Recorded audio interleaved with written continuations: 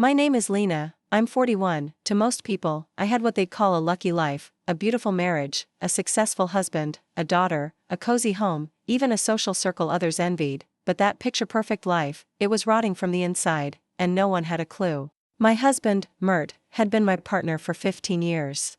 He was well known in the finance world, smart, charismatic, respected. I, on the other hand, was a literature teacher, quiet, loyal, the kind of wife who mostly stayed in the background. Everything at home was my responsibility, from the kids' schoolwork to grocery shopping, vacation planning to anniversary gifts. Mert only made the big decisions. But some nights, when he stayed up late, working at his computer, something inside me would stir uneasily. The message pings after I turned my back, the hushed early morning phone calls in the kitchen. I ignored it all at first, or maybe I didn't want to see it, because once you admit the truth, everything starts to fall apart. One morning, while I was drinking my coffee in the kitchen, he left his phone on the counter. The screen lit up. I glanced at it instinctively. I saw you in my dreams again last night. Should we go back to that hotel? There was no name attached, but the tone said everything. My hands started to shake, not my heart, that had already sensed the betrayal, but my hands, they were meeting it face to face for the first time. He walked in, looked at me. What's wrong? He asked. Nothing, I said, just spilled my coffee, and then I really did. The sound of the mug shattering on the floor was only a faint echo of the storm that had just erupted inside me. I could no longer silence the sound of betrayal, and for the first time, a new thought took root in my mind. Maybe I wasn't meant to be the victim of this story, maybe I was meant to be its architect. That morning, after dropping the kids off at school, I sat in the car without moving for what felt like hours outside. Life went on as usual inside. Time stood still. Mert's message was still burned into my vision.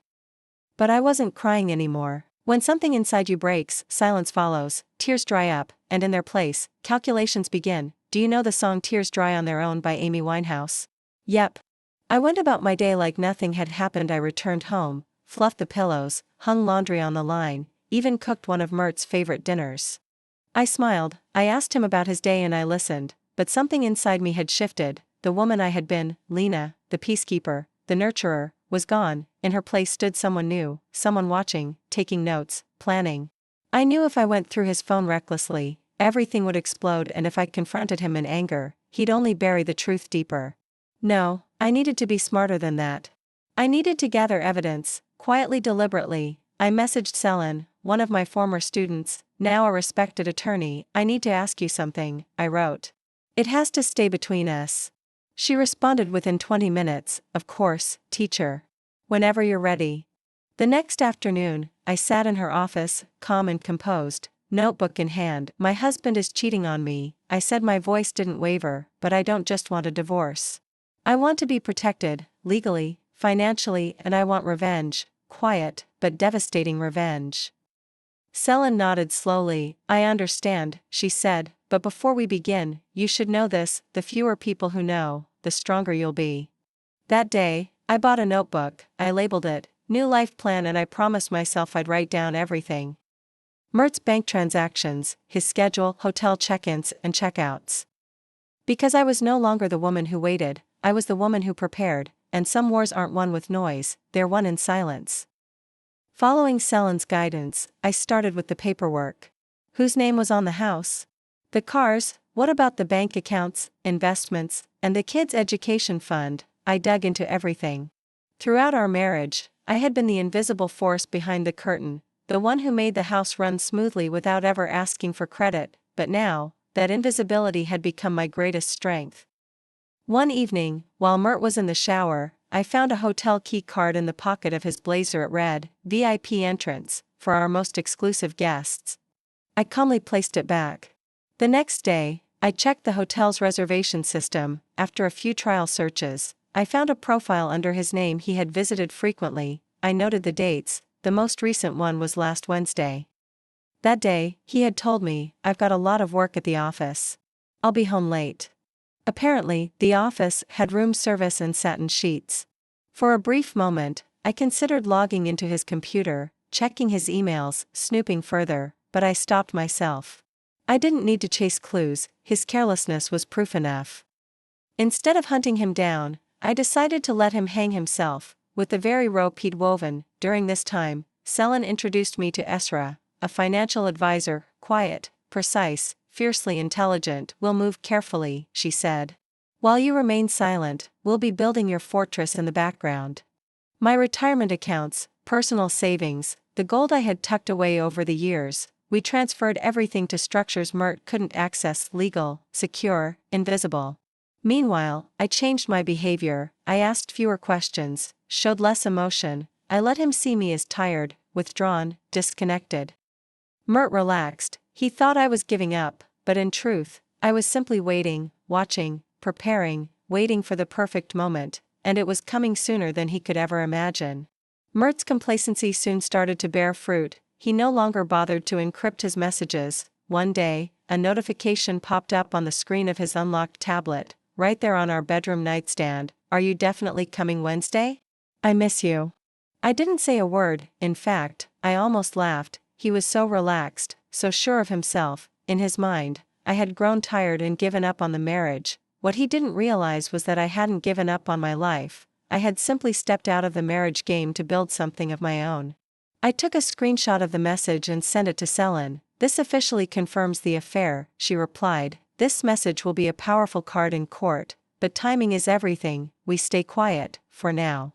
Meanwhile, Mert started asking me for money. There's a short-term cash crunch, he said one evening. Maxed out my credit limit, but Selin and I had already mapped the chaos in his accounts: lavish restaurant bills, hotel charges, receipts from high-end jewelry stores. Of course, I replied sweetly, I'll make a transfer tomorrow. That transfer, of course, never happened.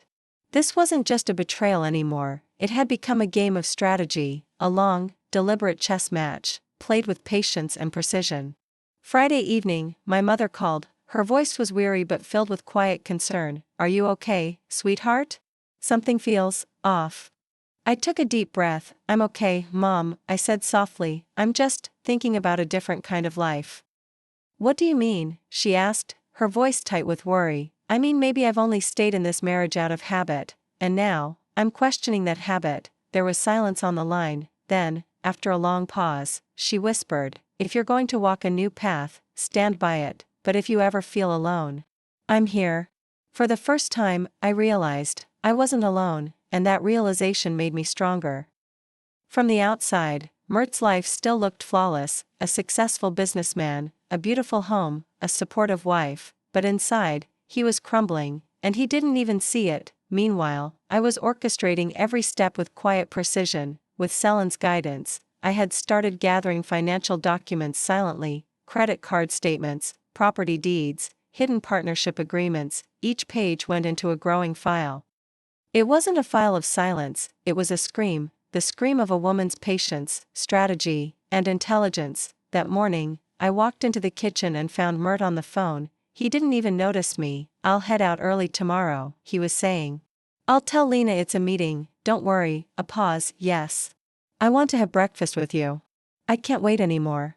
I couldn't help myself. Good morning, I said flatly. Mert flinched. Oh, just making plans for work, that's all. Great, hope it goes well, I replied, grabbing my coffee and walking to the living room. In that moment, I knew nothing he said could shake me anymore, because I had stopped watching his lies. I had started crafting my truth. That evening, I called my mother again. This time, I didn't hesitate. I'm getting a divorce, I said. Silence. Then, her voice, soft but resolute. If there's peace in your heart, don't worry about the rest. My eyes welled up. For the first time, I felt something like calm. Maybe it was a beginning, maybe it was a long overdue goodbye. Later, Selin met me for coffee. She looked at me for a long moment, then smiled. You're ready, she said. Yes, I nodded. But I'm not giving him time to prepare. Our plan was clear: serve the divorce papers with evidence of hidden investments, ironclad proof of his affair, and a declaration of my legal position, right in front of everyone, in the one place he felt completely in control. Graduation ceremony was approaching, and deep inside me, a silent storm was raging, because sometimes endings begin on stage. The day of graduation arrived under a bright, clear sky. Spring clung to the air with a kind of freshness that felt symbolic. Our daughter, Daphne, had dreamed of this moment since she was a child. When she walked up to me in her white dress, little flower clips scattered in her hair, my eyes welled up. You look beautiful today, I told her, squeezing her hand. It's because of you, Mom, she said. you were always behind me, quiet, but strong. Her words reminded me, so clearly, why I had done everything I did. Mert, of course, was performing his role as the perfect father, a large bouquet of flowers in one hand, a practiced look of pride on his face. When he tried to place his hand around my waist, I stepped away. We have to present a united front today, he whispered in my ear. No, I replied, today, the performance ends, today, the truth begins.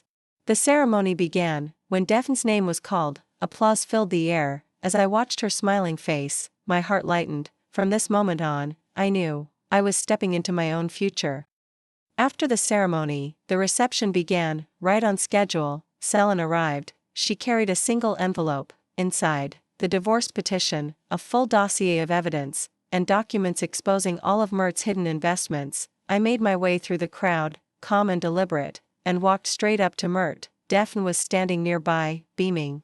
Today is a special day for our daughter, I said gently. Mert nodded. Yes, a moment she'll never forget. Yes, I agreed. No one will. I handed him the envelope. Consider this your graduation gift. He frowned, then opened it. His face drained of color as he read. I saw it, the exact moment he wanted to explode, but he didn't, not in front of everyone. Lena, you're doing this now?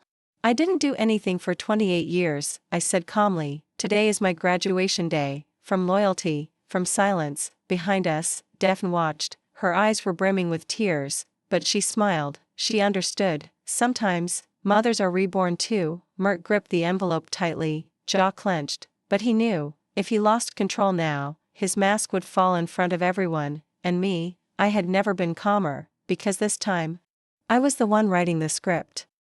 Mert stood there, holding the envelope like it was a live wire. His lips moved, but no words came out. A few people nearby turned their heads. The moment wasn't just ours anymore. Others had noticed. From a distance, Selin gave me a subtle nod. I leaned back. It was his turn now. How could you do this to me? He finally whispered, his voice cracking with panic and rage. No, Mert, I said. How could you do this to me? This is just the answer. He tried to compose himself, forced a smile, nodded at a few onlookers, but his eyes betrayed him. They were full of fear. He stepped closer, speaking into my ear. Where did you get these documents? From the places you didn't know how to hide them, I replied. I turned a blind eye for years, but now? I see everything. A few minutes later, Daphne asked. Are you guys okay? She asked. We're wonderful, sweetheart, I said. You know how life can surprise you sometimes. Today's one of those days. Mert tried to pull me aside, away from the crowd. I let him. I'll use everything I have, he hissed. You won't ruin my reputation. There's not much left to use, Mert, I said calmly. And your reputation? You ruined that all by yourself. You can't turn Daphne against me. For the first time, I actually laughed. She'll decide for herself. You'll get back exactly what you gave. All I'll do is tell the truth. He went quiet, because he knew, the man who always had control, was standing in the middle of a story he no longer directed. At the end of the ceremony, Daphne took the stage to deliver her speech. She held the mic, scanned the crowd, and locked eyes with me. This achievement isn't just mine, she said, it's my mother's too. She taught me how a woman can lead a revolution in silence. I want to be like her. The crowd erupted into applause, and I simply wiped away a tear. Mert looked at me, then at Daphne. Her honoring me on stage shattered whatever script he'd written for this day. Nothing would ever be the same again, and I wasn't the only one who knew it. That evening, Daphne and I talked, really talked. I told her most of the truth. She listened quietly, then wrapped her arms around me. How did you carry this for so long? She asked. Women grow strong that way, I said. But now, with you, we're paving a new road. Mert didn't sleep at home that night. Most likely, he was somewhere trying to plan his next move, looking for a way out. But the stage had shifted, and this time, I was the one writing the rules. The day after graduation, Mert didn't call. I hadn't expected him to. He was in free fall now. This was the unraveling stage, the part where a man used to playing by his own rules starts choking on the very game he designed. But I wasn't waiting anymore. I was moving. That morning, Selin and I went straight to the bank, with documents my lawyer and I had prepared weeks earlier. We filed to temporarily freeze all joint accounts. We also uncovered a second mortgage he had quietly placed on the house, and a number of secret investments made without my knowledge. Mert's little secrets were now part of an official court record. That afternoon, Mert showed up at the house, expecting it to be empty. He wasn't prepared to find me in the kitchen, calmly making coffee. "You're really going to bring all of this into court?" he asked, standing in the doorway like a stranger in his own home. "I am," I said, "and it's not the money that'll hit you the hardest, it's the truth. I just wanted a life for myself too, Lena." I had thought about that line a lot, for myself too, as if he'd spent years trapped in someone else's story, and me. I asked, "Did you ever ask what I wanted?" "You wanted me to be your hero, your asset, your cover for every lie, but I'm done now, I'm here for myself." Later that day, Daphne came home from a job interview. Mert was still sitting on the couch. The tension in the air was palpable. "Dad, why are you still here?" she asked bluntly. "This is my house too," Mert replied, his voice shaky. "No," I said, "that was your house back when control lived here. That time's over. From now on, only honesty lives in this home, or the door is right there." Daphne turned to look at me, then she nodded. She understood. We weren't alone anymore, we were in this together. That night, Mert left the house, for good. In the days that followed, the phone rang constantly. Friends, neighbors, distant relatives, some offered support, others just wanted gossip. But this time, I wasn't ashamed, I wasn't hiding. The truth had become my shield. And the strange thing? People are both terrified and awed by a woman who rises. In the very first week of opening my consultancy office, 3 women walked in, all married, all silent, all tired of swallowing their voices, just like I had been, and I had so much to tell them. Lena was no longer just a wife, no longer just a mother, she had become a path, a way forward for women who thought they had no road left. And Mert, he sat quietly among the ashes of his former life, finally seeing the ruins he once called power. The final divorce hearing happened to fall on the exact date of our wedding anniversary. A coincidence, maybe, or maybe life's way of saying, "Now, your real story begins." That morning, when I looked in the mirror, I didn't see sadness, I saw clarity, a calm, steady kind of strength. In the courtroom, Mert looked like a shadow of the man he used to be. Gone was the commanding presence, the confident smile. No daughter by his side, no army of lawyers, just one young attorney who looked more nervous than prepared. I walked in with Selin and my lawyer, not weighed down by pain, but uplifted by freedom. The judge reviewed the documents we had submitted, Mert's unauthorized asset transfers, the hidden investments, the mortgage he secretly placed on the house, all of it, laid bare. And then came the prenuptial agreement, the very contract he'd once forced me to sign under the guise of protection. Today, it had become my lifeline. His trap became my escape route. The ruling was swift: the house, my retirement account, and the majority of our shared investments were awarded to me. Mert was left with his personal account, which, after debts and legal fees, amounted to almost nothing. As the gavel fell, I exhaled. It wasn't triumph I felt, it was peace. After the hearing, Mert approached me. For a moment, I thought he might speak like the man I once loved, but no, it was just a tired voice from a life that had collapsed. "Lena," he said quietly, "I lost everything." "No," I replied, "you only lost your mask. Whatever's left behind it, that's yours to face." He turned and walked away, and I let him go. No anger, no regret, only silence, a silence filled with closure. Later that day, Daphne greeted me at the office. She handed me coffee, smiling wide. "You did it," she said. "We did," I replied. "And this? This is just the beginning." Months passed. My consultancy grew faster than I had imagined. Women going through divorces, breakups, career transitions, they came to me not just for numbers, but for permission to hope again. One afternoon, Daphne rushed into my office, glowing with excitement. "Mom, I have an idea," she said. "Let's start a financial literacy camp for women, not just for divorcees, for housewives, students, retirees, all of them." My eyes filled with tears. Years ago, I had quietly erased myself. Now, because of my daughter, I was stepping forward to lead others. I didn't rise from the ashes, because I was never truly burned. I had only been covered by years of dust, silence, and compromise. Now that I had brushed it all off, the woman underneath was still there, but this time she was whole. Yes, now you know my story. I'm Lena, 41 years old, and a mother, but I'm also so much more than that. My story is still unfolding. I'm open to whatever surprises life has in store. So, what's your story? What are you going through?